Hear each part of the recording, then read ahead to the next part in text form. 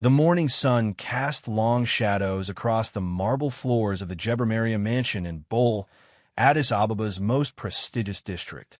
Tigist Alamu stood at the ornate gates, clutching her worn leather bag and trying to calm her racing heart.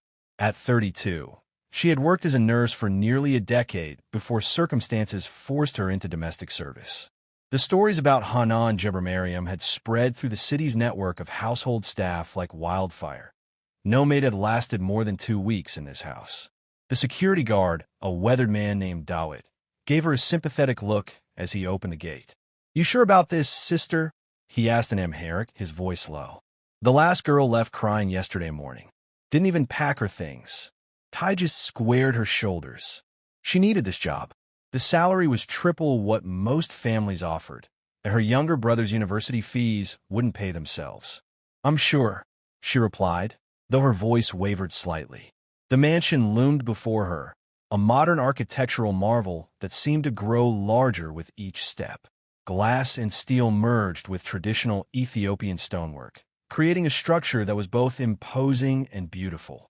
Expensive cars lined the circular driveway.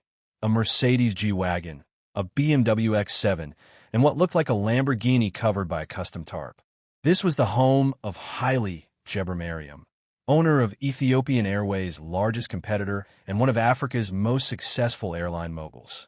But it wasn't Haile who had driven away 17 maids in 6 months.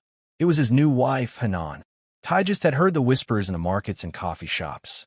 Hanan Gebremariam was beautiful, elegant, and seemingly perfect, the ideal trophy wife for a billionaire. She spoke 4 languages fluently, had a degree from the Sorbonne, and graced the covers of Ethiopian lifestyle magazines. But behind closed doors, the staff said she was impossible, demanding, cruel, and mysteriously secretive. Maids reported being screamed at for touching certain rooms, being given contradictory instructions that set them up for failure, and experiencing an atmosphere of such tension that even the strongest women cracked within days. The front door opened before Tigist could knock. A tall, elegant woman stood in the doorway, her honey-colored skin glowing in the morning light. This had to be Hanan. She was younger than Tigist had expected, perhaps 28, with intelligent dark eyes and hair styled in an intricate pattern of braids adorned with gold threads. She wore a simple white dress that probably cost more than Tigist's monthly rent, and diamond earrings that caught the light with every slight movement of her head. "You must be Tigist," Hanan said in accented English, her voice surprisingly warm. "I'm Hanan. Welcome to our home." Tigist bowed her head respectfully. "Thank you, Mrs. Gebremariam. I'm grateful for this opportunity." Hanan's smile didn't quite reach her eyes. "We'll see about that. Come, let me show you around." The interior of the house was breathtaking. High ceilings supported by carved wooden beams, contemporary African art adorning the walls, and furniture that looked like it belonged in a museum. Traditional Ethiopian textiles were artfully combined with modern European pieces, creating a space that was both luxurious and culturally rooted. As they walked through the main living areas, Hanan explained the basic expectations. "I require the house to be maintained to the highest standards. Mr. Gebremariam entertains important business associates regularly, and everything must be perfect. You'll be responsible for cleaning, laundry, and basic meal preparation. I have specific requirements for how things should be done, and I expect them to be followed exactly." They moved through the dining room, where a massive table could seat 20 people, past a library filled with books in multiple languages, and into the pristine modern kitchen. Everything gleamed with cleanliness, but Tigist noticed something odd. Certain areas seemed almost too clean, as if they'd been scrubbed repeatedly. And there was a strange smell in the air, not unpleasant, but medicinal, like a hospital. "This wing of the house is off-limits," Hanan said abruptly, stopping in front of a hallway that led toward the back of the property. Her voice had changed, becoming sharp and commanding. "Under no circumstances are you to clean or enter any rooms in this section. Is that clear?" "Yes, Mrs. Gebremariam," Tigist replied, though her curiosity was piqued. In her nursing career, she developed a keen sense for when something was being hidden and every instinct told her there was more to this restriction than simple privacy.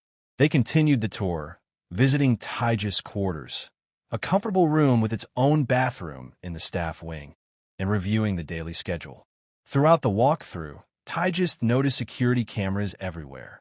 Not unusual for a wealthy family, but these were professional grade, the kind used in banks or government buildings.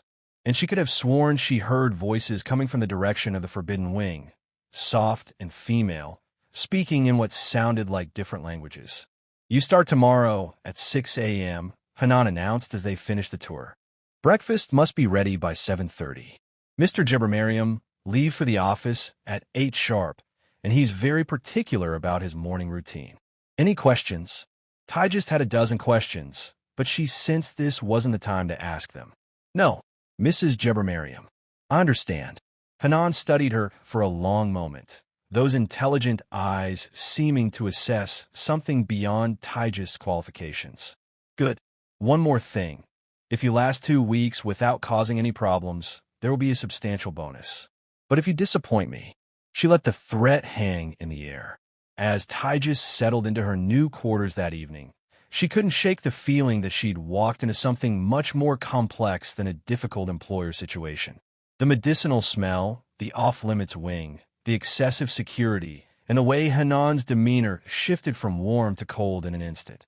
None of it added up to a simple case of a demanding wife. Through her small window, she could see part of the restricted wing.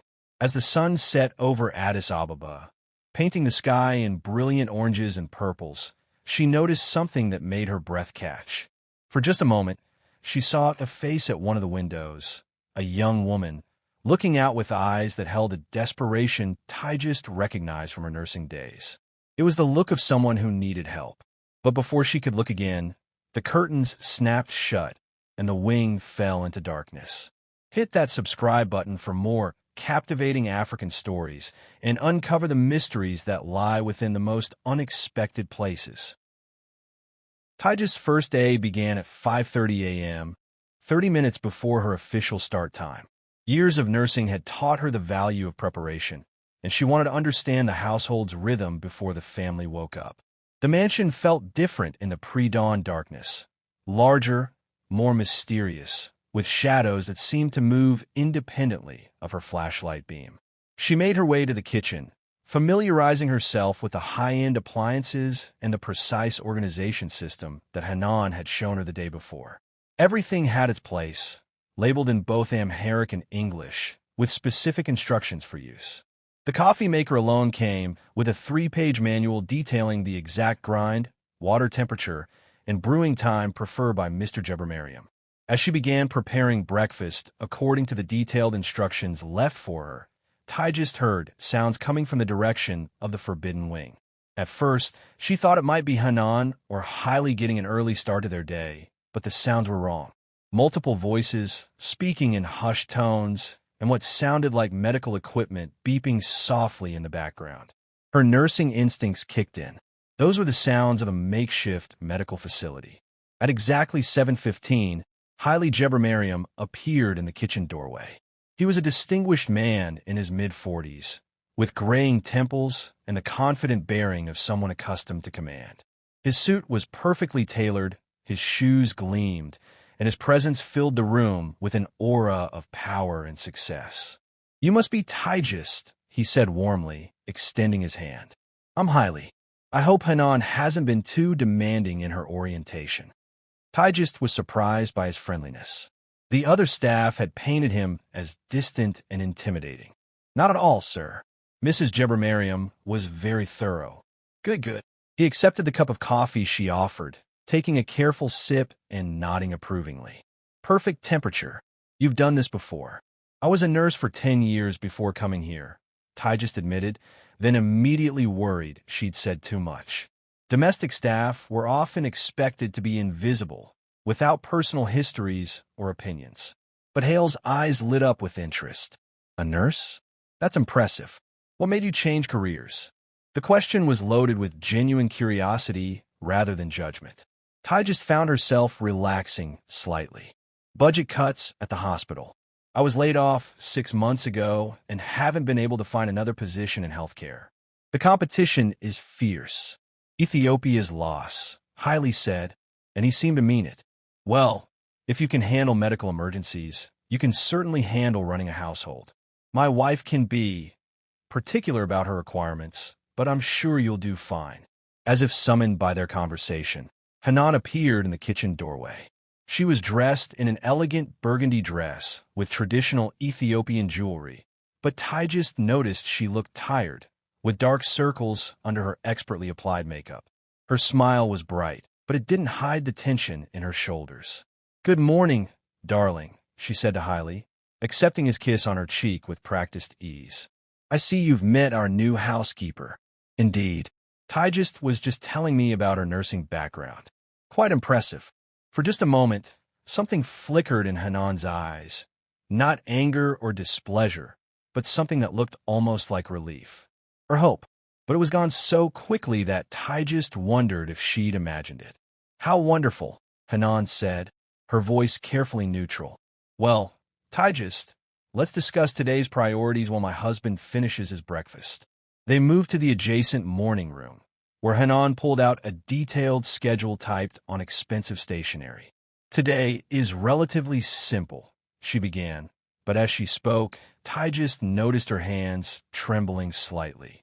"Standard cleaning of the main areas, laundry, and preparation for tonight's dinner party. We're expecting 8 guests, all important business associates." As Hanan explained the menu and table settings, Tigist found herself studying the woman more closely. There was something about her behavior that seemed familiar from the hospital. The way she glanced repeatedly toward the forbidden wing, the slight catch in her breath when certain topics came up, the way she seemed to be listening for sounds that others couldn't hear. "Mrs. Gebremariam," Tigist said carefully, "you seem tired. Are you feeling well?" Hanan's head snapped up, her eyes wide with something that looked like panic. "I'm fine," she said quickly, too quickly. "Just busy with social obligations. Being a billionaire's wife is more demanding than people think." But Tigist's trained eye caught what others might miss. Hanan's pupils were dilated despite the bright morning light. Her breathing was slightly rapid, and there was a fine tremor in her hands that suggested stress or exhaustion, or both. "Of course," Tigist replied diplomatically. "If there's anything I can do to help make your day easier, please let me know." The rest of the morning passed in a blur of activity. Tigist threw herself into the work, impressed despite herself by the quality of everything in the house.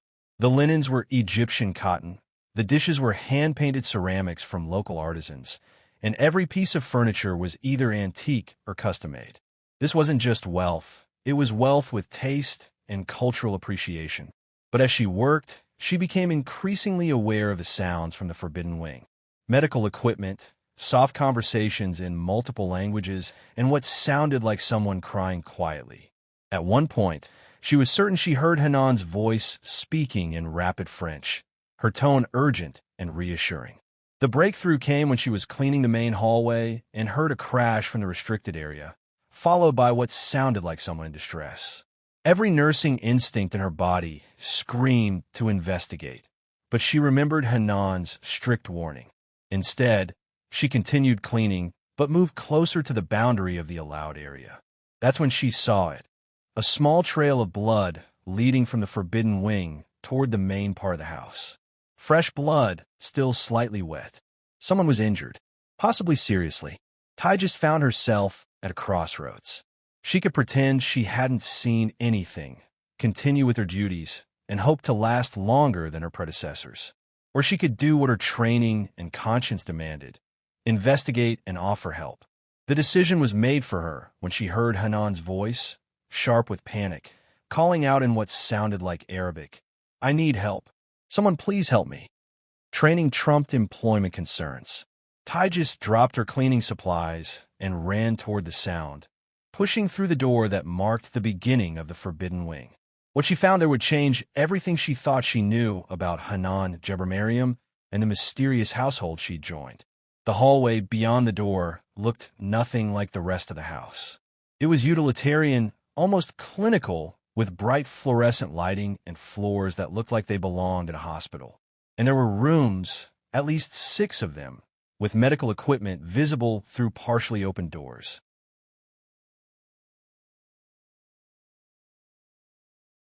But it was the sight at the end of the hallway that stopped Tigist in her tracks. Hanan was kneeling beside a young woman who couldn't have been more than 18, pressing a towel against a wound on the girl's arm while speaking to her in soothing tones in a language Tigist didn't recognize. The girl's eyes held a terror that was all too familiar to anyone who had worked in emergency medicine. But it wasn't the terror of physical pain. It was the deeper, more devastating fear of someone who had been through unspeakable trauma. Hanan looked up as Tigist approached, and for the first time since they'd met, her mask fell completely away. In her eyes, Tigist saw exhaustion, determination, and a desperate hope. "Can you help her?" Hanan whispered. "Please.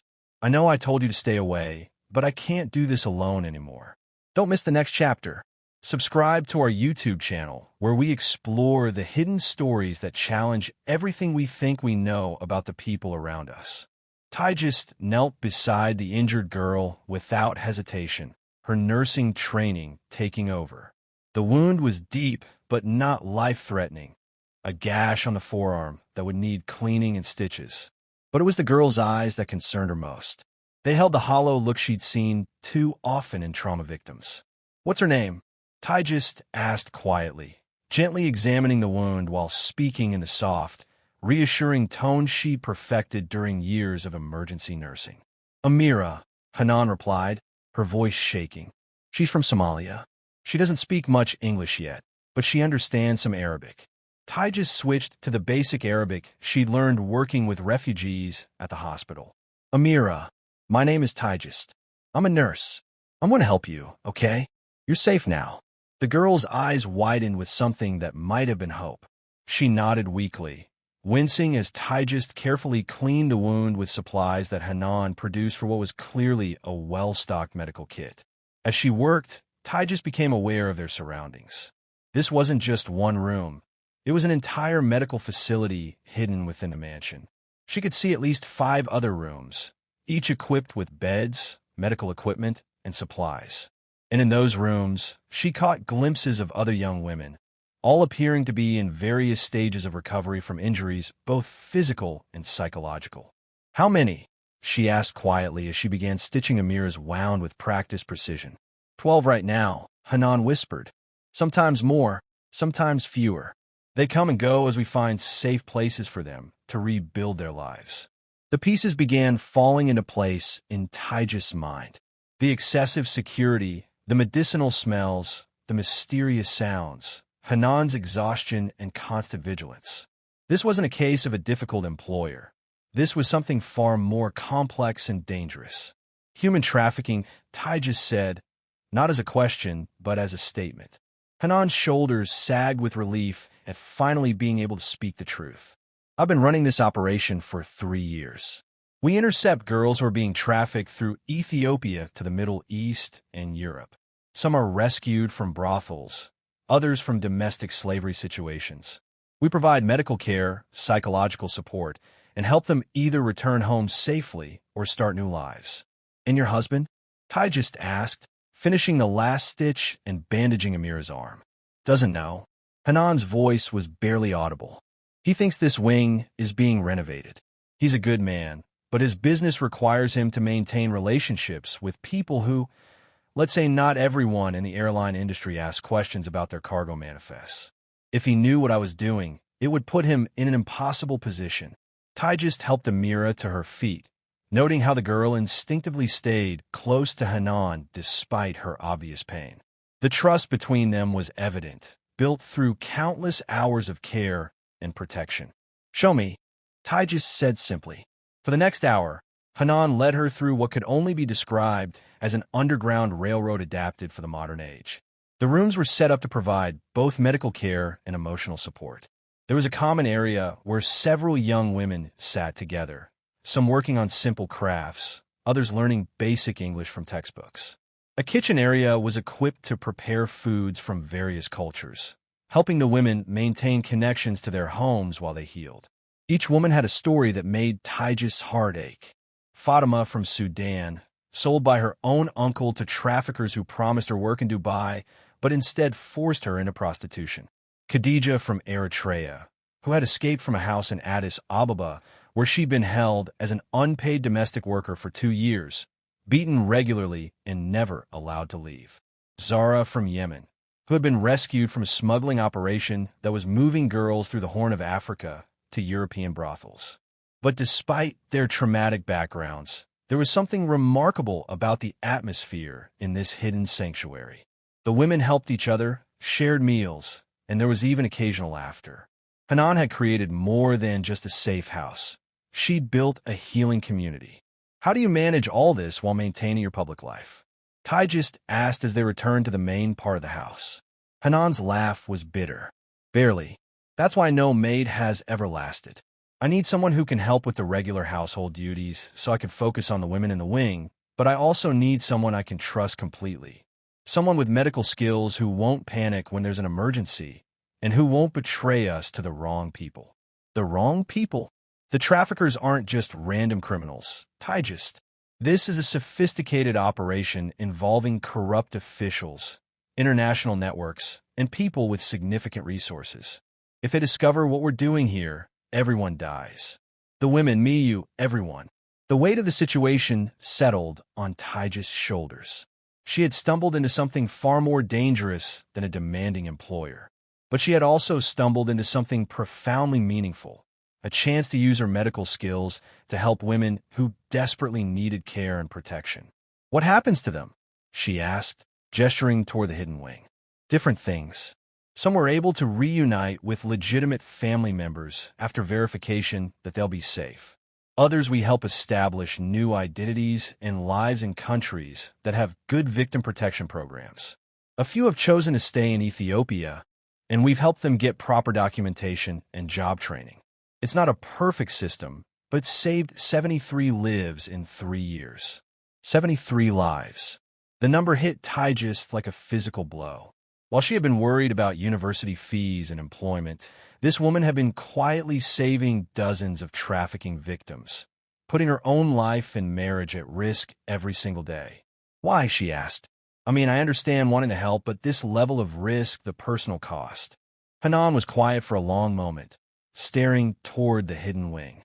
When she finally spoke, her voice carried the weight of painful memories.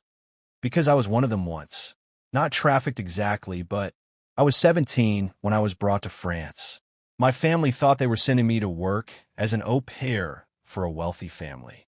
Instead, I ended up in a situation that was difficult. I was lucky. I met someone who helped me escape, who helped me get real papers, who made it possible for me to get an education and build a life. She turned to face Tigist directly. I met Haile at university in Paris. He fell in love with the woman I had become, never knowing the girl I had been. But I never forgot what it felt like to be powerless, to be treated as property instead of a person. When I learned about the trafficking routes through Ethiopia, I couldn't just live in this beautiful house and pretend it wasn't happening. The complexity of Hanan's situation was staggering. She was living a double life that would make a spy novel seem tame. During the day, she was the perfect billionaire's wife, attending charity galas and business dinners. At night, and in stolen moments, she was running a sophisticated rescue operation that required medical knowledge, language skills, cultural sensitivity, and nerves of steel. Understand if you can't do this, Hanan continued. The previous maids weren't necessarily bad people. They just weren't the right people. But when Haile mentioned your nursing background this morning, I thought maybe you'd found someone who could actually help. Tigist finished. Yes. Tigist thought about her brother's university fees, her own career prospects, and the comfortable life she could build if she just walked away and pretended she'd never seen any of this. Then she thought about Amira's eyes, about the other women in those rooms, and about the 73 lives that had been saved because one person decided to act instead of looking away. What do you need me to do? She asked. Hit that subscribe button and stay tuned for next chapter. 2 weeks in her new role, Tigist had developed a routine that would have seemed impossible to her former self. By day, she maintained the pristine household that Haile expected, managing the endless details required to support a billionaire's lifestyle. By night, she worked alongside Hanan in the hidden medical wing, treating injuries, providing basic health care, and helping traumatized young women begin the long process of healing. The work was exhausting and emotionally demanding, but it was also the most meaningful thing Tigist had ever done. Her nursing skills, dormant for months, came flooding back with a purpose she'd never experienced in the hospital.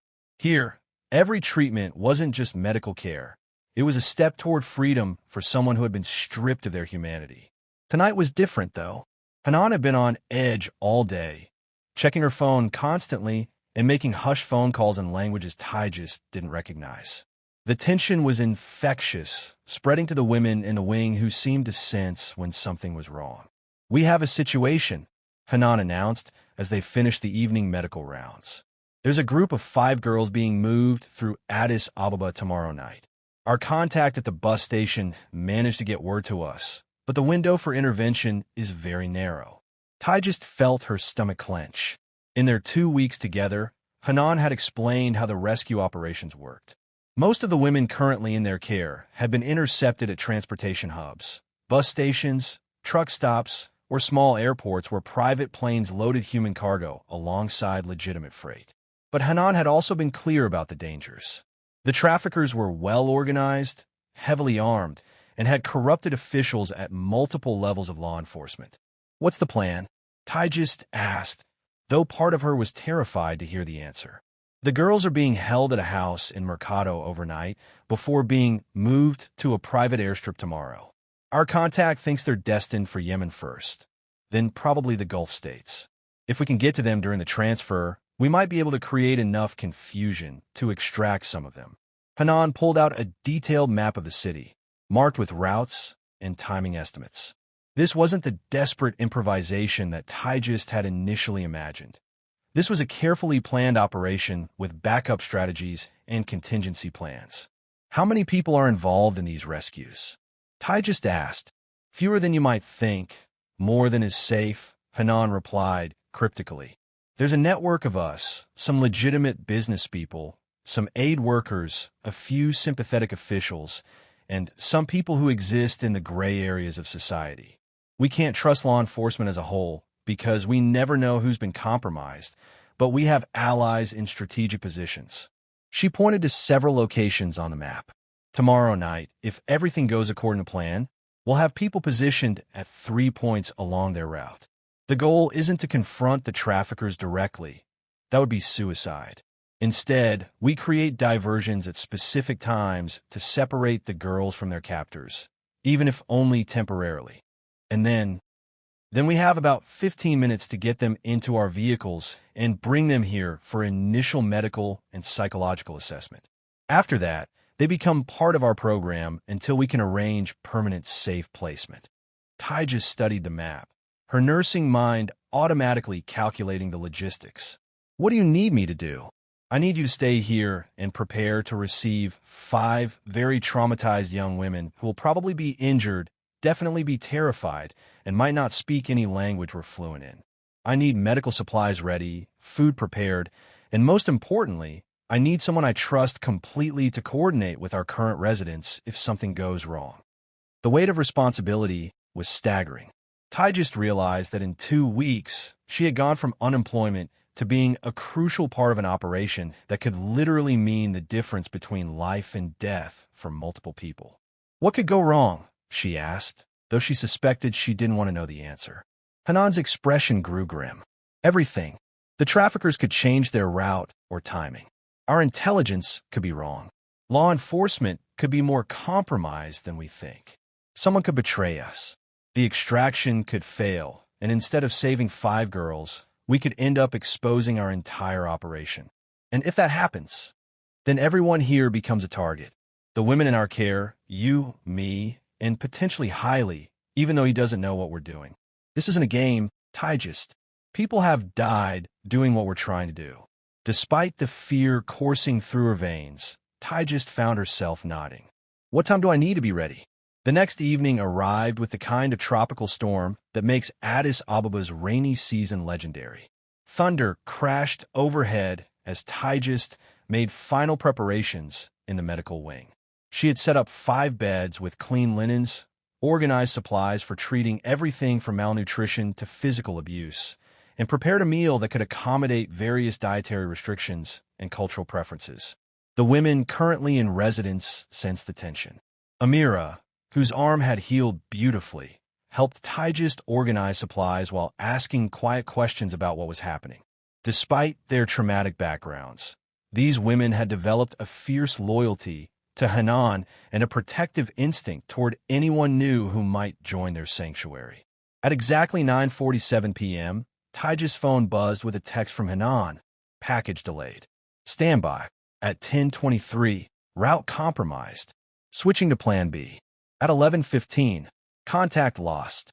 Abort if no update in 30 minutes. Tigist stared at her phone, her heart pounding. The 30-minute deadline came and went with no word from Hanan. The storm outside was getting worse, and the women in the wing were becoming increasingly agitated, picking up on her anxiety despite her efforts to remain calm. At 11:52, headlights swept across the courtyard. Tigist ran to the window and saw not one, but 3 vehicles approaching the house at high speed. Her blood froze as she realized that 2 of them were police cars. Either the rescue had succeeded beyond their wildest expectations, or everything had gone catastrophically wrong. She was about to find out which. The front door burst open, and she heard voices. Hanan's voice, urgent and commanding, mixed with others she didn't recognize. But there was something wrong with the tone, something that made every instinct scream danger. Tigist! Hanan's voice echoed through the house. Medical emergency. Now! Tigist ran toward the main entrance, her medical bag in hand, and stopped short at what she saw. Hanan stood in the foyer, her elegant clothes torn and muddy, blood streaking down one side of her face. Behind her were 3 girls who looked even worse. One unconscious and being carried by a man Tigist didn't recognize, the other 2 barely standing despite obvious injuries. But it was the 2 police officers flanking them that made Tigist's blood run cold. In a country where law enforcement could be bought and sold, their presence could mean rescue or catastrophe. These officers helped us, Hanan said quickly, reading Tigist's expression. But we need to move fast. The situation is complicated. One of the officers, a woman with sergeant stripes and intelligent eyes, stepped forward. Ma'am, I'm Sergeant Maid Did. We don't have much time. The people who are holding these girls know they're gone, and they have connections we can't protect you from indefinitely. What happened to the other 2? Tigist asked as she began assessing the unconscious girl's condition. Hanan's face crumpled. We couldn't get them all. 2 are still. She couldn't finish the sentence. As Tigist worked to stabilize the injured girls, she realized that everything had changed. They were no longer operating in secret. Law enforcement was involved, which meant either they had found trustworthy allies or their entire operation was about to be exposed to people who wanted to destroy it. The next few hours would determine not just the fate of the 3 girls they had rescued, but the survival of the entire network that Hanan had spent 3 years building. The next few hours blurred together in a chaos of medical procedures, whispered conversations, and the constant fear that their sanctuary was about to be discovered. Sergeant Maid Did had stationed herself at the main entrance while her partner, Officer Dawit Bekele, helped coordinate the movement of their 3 new residents to the medical wing. The unconscious girl, who appeared to be no more than 15, had suffered significant trauma.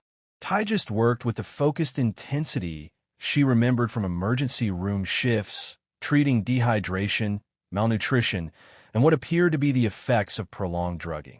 The other 2 girls were physically in better condition, but emotionally shattered, speaking only to each other in hushed Arabic and refusing to let anyone touch them, except Hanan. Their names are Layla and Noor, Hanan explained as Tigist finished inserting in 4 lines into their unconscious companion. Sisters from Syria. The one you're treating is Yasmin. She's Iraqi, and she's been drugged for days to keep her compliant during transport. Tigist had seen the effects of trafficking drugs before during her hospital work. Powerful sedatives mixed with stimulants that kept victims docile but conscious enough to appear willing to casual observers. The combination was devastating to the body and mind, and recovery could take weeks. How did you find them? Tigist asked as she monitored Yasmin's vital signs. Sergeant Marone answered from the doorway. We've been tracking this particular trafficking ring for 8 months. They move girls through Ethiopia to Yemen, then on to Saudi Arabia and the UAE. When Mrs. Gebremariam's network tipped us off about tonight's transport, we saw an opportunity to coordinate our efforts. You know about the operation? Tigist looked between Hanan and the police officer, confused. I thought you said law enforcement couldn't be trusted. Most can't, Hanan replied. But Sergeant Marone is part of a special unit within the federal police that focuses specifically on human trafficking. They work independently of local law enforcement because corruption is such a problem at lower levels. Marone nodded grimly. We've been aware of Mrs. Gebremariam's work for about 6 months. Initially, we were concerned because civilian interventions can compromise official investigations. But when we saw the results, the number of women being successfully relocated and the intelligence she was gathering, we realized we could accomplish more working together than at cross purposes. So, tonight was a joint operation? Yes and no, Hanan answered. We shared intelligence and coordinated timing, but we maintain operational separation for everyone's safety. If something goes wrong with their investigation, our network stays protected. If our operation is compromised, they can claim they were working independently. It was a delicate balance that spoke to the complexity of fighting trafficking in a region where corruption and desperation made law enforcement unreliable. Tigist was beginning to understand that Hanan's operation was far more sophisticated than she had initially realized. Not just a rescue effort, but part of a larger strategy to dismantle trafficking networks while protecting the women caught in their web. Yasmin began to stir, her eyes fluttering open with the confusion typical of someone emerging from prolonged sedation. Tigist immediately switched to her most soothing bedside manner, speaking in Arabic and explaining where she was and that she was safe. The girl's response broke Tigist's heart. Instead of relief, her face contorted with terror, and she tried to pull away from the line, clearly believing she was still in captivity. It's okay, Tigist whispered, gently restraining her hands. You're safe now. No one is going to hurt you. But safety was a relative concept, as they were about to learn. Officer Dawit burst into the medical wing, his radio crackling with urgent communications. We have a problem. Multiple vehicles approaching the compound. Unknown occupants, but they're not police. Sergeant Marone immediately joined them, her hand moving instinctively to her weapon. How many? At least 4 SUVs, possibly more. They're surrounding the property. Hanan's face went pale. They found us. Someone betrayed the operation. The implications hit everyone simultaneously. If the traffickers had tracked their rescued victims to this location, it meant the entire sanctuary was compromised. The 12 women already in their care, the staff, and everyone involved in the rescue network were now in immediate danger. We need to evacuate everyone, Tigist said, her nursing training kicking in with the crisis management protocols she'd learned for hospital emergencies. Can we move the patients? Not all of them, Hanan replied, her voice tight with controlled panic. 3 of our residents are recovering from surgery, and Yasmin can't be moved safely in her condition. Through the windows, they could see vehicle lights positioning themselves around the property. The storm outside provided some cover, but it also masked the movements of whoever had found them. Options? Sergeant Marone asked, speaking into her radio to coordinate with backup units. Hanan was quiet for a moment, her mind clearly racing through possibilities. When she spoke, her voice carried the steel that Tigist had glimpsed but never fully understood. There's a safe room in the basement that most people don't know about. It was designed as a panic room when Haile built the house, but I've modified it to serve as an emergency shelter. It's equipped with independent power, communications, and medical supplies. It can house 20 people for up to 72 hours. And then what? Officer Dawit asked. Then we pray that Sergeant Marone's backup arrives before the traffickers decide to burn the house down with us in it. The next 20 minutes were a masterclass in crisis management under extreme pressure. Working together, they moved all 15 women, the current residents plus the 3 new arrivals, to the basement safe room. Hanan's panic room turned out to be a sophisticated bunker with reinforced walls, filtered air systems, and monitoring equipment that could track movement throughout the house. Tigist found herself in charge of medical care for 15 traumatized women in a confined space, including one who was still sedated and 2 others who were dealing with serious injuries. The psychological pressure was almost as challenging as the medical logistics. These women had all been held captive before, and being confined in a small space, even for their protection, triggered panic responses in several of them. How long can we realistically stay here? Tigist asked Hanan as they organized the medical supplies in the bunker. Depends on what they want, Hanan replied, monitoring the security cameras that showed their uninvited visitors. If they're here to retrieve the girls we rescued, they might search for a few hours and then leave. If they're here because they know about our entire operation. She didn't finish the sentence, but the implication was clear. If the traffickers knew about the full scope of Hanan's network, they weren't just here for a few rescued victims. They were here to eliminate everyone who posed a threat to their organization. On the security monitors, they could see armed figures moving through the main house. These weren't desperate criminals operating on the margins. They moved with military precision, using hand signals and coordinated tactics that suggested professional training. Mrs. Gebremariam, Sergeant Marone said quietly, studying the monitors, "These people aren't just traffickers. This looks like a military or paramilitary operation. Who exactly have you been fighting?" Hanan's expression grew grim as she watched the figures systematically searching her home. "I think I'm about to find out that the trafficking network we've been disrupting is bigger and more connected than any of us realized." As if to punctuate her words, one of the figures on the monitor looked directly at the camera and smiled. A cold, knowing expression that suggested he was well aware that his targets were watching him. The real battle for the sanctuary was about to begin. The tension reaches its breaking point. Stay tuned to witness the incredible climax of this dangerous rescue operation. 3 hours into their confinement, the bunker felt like a pressure cooker. 15 traumatized women were crammed into a space designed for emergencies, not extended stays. Tigist had managed to keep everyone medically stable, but the psychological toll was becoming dangerous. 2 of the newer residents were hyperventilating, and several others were showing signs of panic-induced dissociation.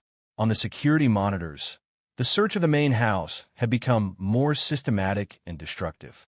The intruders were no longer just looking for people. They were dismantling everything, clearly searching for evidence of the broader rescue network. "They know," Hanan said quietly, watching as the figures methodically went through her files and computer equipment. "This isn't a retrieval operation. They're trying to identify everyone involved in our network." Sergeant Marone had been in constant communication with her superiors, but the news wasn't encouraging. "Backup is 20 minutes out, minimum. The storm has complicated response times, and we're dealing with jurisdictional issues because this property is technically outside city limits." "What about your husband?" Tigist asked Hanan. "When will he be home?" Hanan's face crumbled. "He's in Dubai on business. He was supposed to return tomorrow, but with the storm..." She pulled out her phone, showing a text message from Haile saying his flight had been delayed indefinitely due to weather. It was both a blessing and a curse.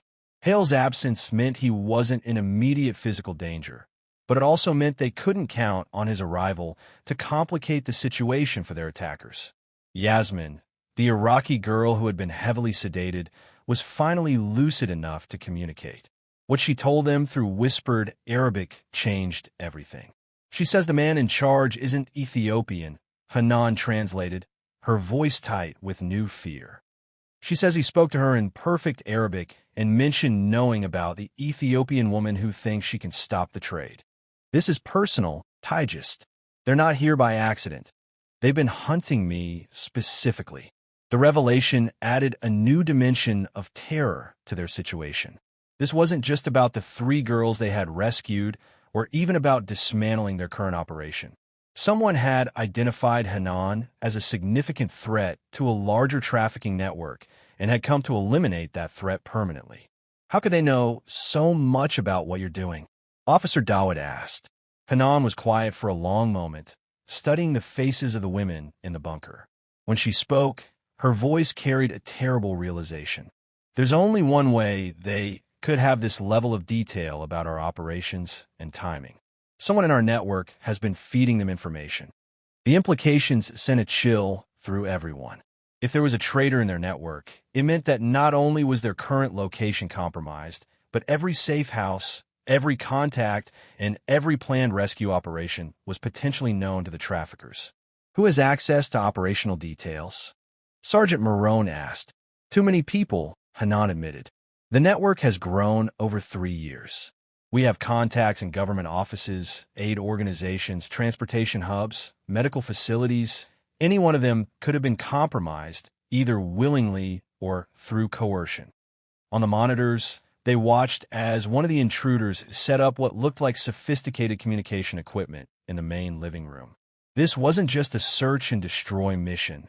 They were establishing a command post, which suggested they planned to stay until they accomplished whatever they had come to do. They're settling in for a siege, Tigist observed. Which means they know we're here somewhere, Hanan replied. The question is whether they know about this specific room or if they're just assuming we haven't fled the property. The answer came 20 minutes later when the lights in the bunker suddenly went out, plunging them into darkness. Emergency lighting kicked in immediately, casting eerie red shadows across the faces of frightened women who had already endured too much trauma. They've cut the main power, Officer Dawit said, checking his equipment. But that also means they know about the bunker. You don't cut power to an empty house. Hanan moved to a control panel that Tigist hadn't noticed before, revealing additional systems that spoke to the sophistication of their hiding place. We have independent power for essential systems, but it's limited. Maybe 6 hours if we're careful. And then, Tigist asked, though she dreaded the answer. Then we either surrender or fight. The word fight seemed almost absurd given their situation. They were civilians hiding in a basement with 15 trauma victims, facing what appeared to be a professional military unit with superior numbers and firepower. But as Tigist looked around the bunker at the faces of the women they were protecting, she realized that surrender wasn't really an option either. These women had already been victimized once. Allowing them to be recaptured would be a betrayal of everything they had worked to build. What weapons do we have? She asked, surprising herself with the question. Sergeant Marone and Officer Dawit had their service weapons, but ammunition was limited. Hanan revealed that the bunker contained a small cache of defensive weapons. Nothing military grade, but enough to make a final stand if necessary. It won't be enough, Officer Dawit said bluntly. Even if backup arrives, they're walking into a well-prepared ambush. That's when Tigist had an idea born from her medical training and knowledge of the house's layout. The medical wing, she said suddenly. It's equipped with its own oxygen supply system for patients who need respiratory support. But it's also connected to the house's main HVAC system. Hanan stared at her, understanding beginning to dawn. You're thinking of the anesthetic gases we keep for emergency procedures. Exactly.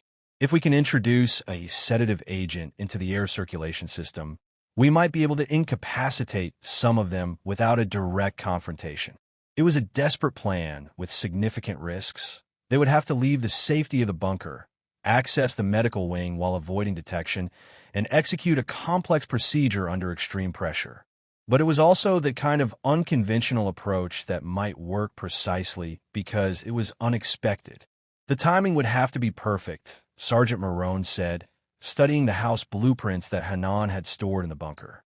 And someone would have to physically access the system controls in the medical wing. I'll do it, Hanan said immediately. No, Tigist replied firmly. This was my idea, and I know the medical equipment better than anyone. Besides, you're needed here to coordinate with the police backup when they arrive. What followed was the most terrifying 20 minutes of Tigist's life. Using maintenance tunnels that connected the bunker to other parts of the house, she made her way to the medical wing, while Hanan guided her through the building's security system via radio. The house above was eerily quiet, with the intruders having apparently settled into defensive positions while they waited for dawn or backup, whichever came first. Tigist managed to reach the medical equipment without detection and began the delicate process of introducing a controlled amount of sedative gas into the ventilation system. But as she worked, she realized something that made her blood run cold. The sophisticated equipment the intruders had brought wasn't just communication gear. It was detection equipment. They were systematically scanning the house for hidden rooms, and it was only a matter of time before they found the bunker. The race was on. Could she incapacitate enough of their attackers before they discovered the exact location of the women they were trying to protect? As the first wisps of sedative gas began circulating through the house's air system, Tigist heard something that made her heart leap with hope, the distant sound of helicopter rotors cutting through the storm. Backup was finally arriving, but whether it would be in time to save everyone in the bunker remained to be seen. The next few minutes would determine whether 3 years of life-saving work would end in triumph or tragedy. The incredible conclusion awaits. Subscribe to our YouTube channel for more stories of courage, sacrifice, and the extraordinary lengths people will go to protect the innocent. Comment part 2 if you want to know what happens to the rescued women long-term, whether Haile discovers the truth about his wife's operation, if the trafficking network is actually dismantled, how Tigist and Hanan's relationship develops after this crisis, whether there are consequences for the betrayal in their network. I will be waiting for your comment.